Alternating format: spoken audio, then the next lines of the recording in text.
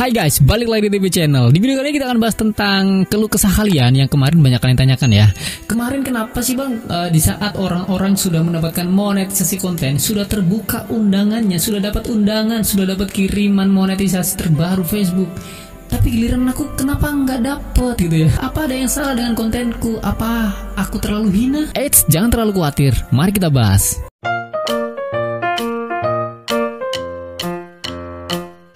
Oke, jadi mantap ucapan selamat sekali lagi buat kalian yang sudah mendapatkan monetisasi konten di 2025 ini. Ya, berkah Ramadan juga ya guys ya. Dan kalau nggak salah itu adalah kloter kedua. Kalau nggak salah undangan di tahap kloter pertama itu di bulan November 2024 ya. Dan yang kedua itu di bulan Maret ini, di awal Maret ya guys ya. Kemudian nanti kemungkinan kapan bang? Ya masih belum tahu, itu masih rahasia karena sistem undangan. Jadi nggak ada yang bisa memprediksi kapan, tanggal berapa gitu ya. Kalaupun misalkan ada yang nebak, ya mungkin kebetulan. Jadi ada beberapa hal yang mungkin ini bisa jadi menghambat kenapa kamu ini nggak bisa menerima undangan atau belum dikasih undangan nih dari bos Meta, kata pengguna Facebook ya guys ya. Yang pertama, mungkin kamu belum melakukan ini. Ya, aktif posting setiap hari minimal 1 konten. Bang, aku kemarin sudah bener-bener rajin loh, setiap hari nggak hanya 1 konten, banyak konten aku upload ya setiap hari, tapi nggak dapat undangan. Dan temenku jarang upload, bahkan akunnya pernah ditinggal ya, seminggu 2 minggu nggak pernah konten, dapat undangan. Itu gimana bang, kok Meta nggak adil banget guys? Jadi gini guys ya, untuk posting setiap hari itu sebenarnya opsional. Dan sekali lagi Bang Tepi tegaskan, harus jadi kata kunci adalah ini bersifat undangan random, undangan acak. Setiap akun itu punya kesempatannya. Jadi nggak harus akun itu rajin posting, nggak harus akun itu nggak rajin posting. Jadi poinnya tuh bukan di situ guys ya. Apa hubungannya dengan poin pertama yang harus rajin posting setiap hari? Itu sebenarnya opsional ya.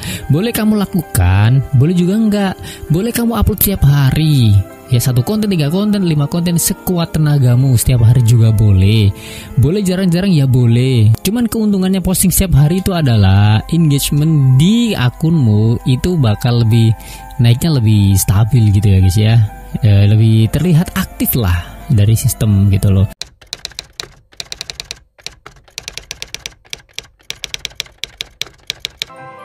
Oke, langsung poin yang kedua, mematuhi standar komunitas. Banyak kasus di luar sana yang katanya sudah monetisasi, tapi sehari kemudian dismonetisasi.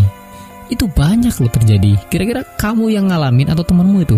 Ya, ini kita mengacu kembali kepada sistem Facebook yang ngasih undangan secara random, secara acak gitu ya. Ya sistem kadang ada yang salah, ada yang error gitu ya. Tiba-tiba dapat undangan, ternyata besoknya lagi dismonetisasi. Itu wajar. Jadi alangkah baiknya dan alangkah pentingnya kamu cek dulu akun-akunmu, isi kontenmu seperti apa, baik itu format teks, video, reels, atau postingan gambar atau apapun. Itu sebaiknya kamu pastikan tidak melanggar komunitas. Oke, jadi pastikan aman-aman aja. Seperti apa ya? Contohnya jangan ada bullying di situ, jangan ada adegan yang berbahaya di situ. Itulah kenapa harus benar-benar kalian pahami betul konten mana yang mengandung unsur pelanggaran komunitas, harus segera kamu hapus. Nggak dihapus, ya resikomu akunmu bakalan kena pelanggaran, rawan cuy. Facebook itu kalau sekali kena pelanggaran itu aduh ribet. Dan poin yang ketiga, mungkin akunmu tidak mematuhi kebijakan monetisasi mitra dan kebijakan monetisasi konten Facebook. Nah ini yang banyak terjadi. Kreator Facebook, apalagi pemula, itu sering banget kontennya ngaco.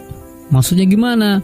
Maksudnya asal posting, ada anak nangis direkam, ada orang konser direkam, ada hal-hal yang berbau pornografi direkam, ada yang berbau tonjok-tonjokan, kecelakaan melihatkan darah itu direkam. Nah itu sebenarnya hal-hal kayak gitu tuh termasuk hal yang melanggar komunitas dan tentu nggak sesuai dengan kebijakan monetisasi konten. Karena nggak semua orang suka nonton hal-hal seperti itu, gitu ya.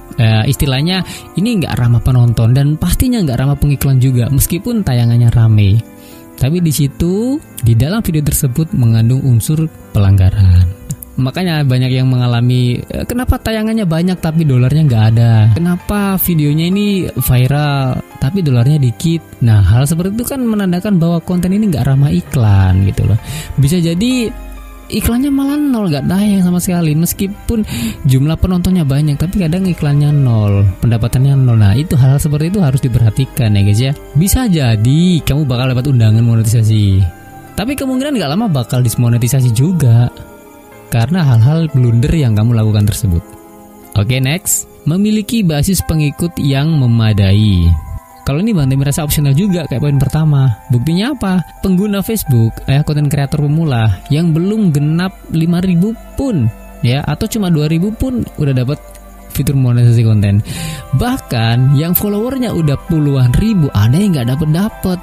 Tapi balik lagi guys ya, sistem bakal mendeteksi bahwa mana yang kecenderungannya lebih cepat menerima undangan dan tidak. Jadi alangkah baiknya sambil menunggu monetisasi konten, kita kembangkan akun dulu.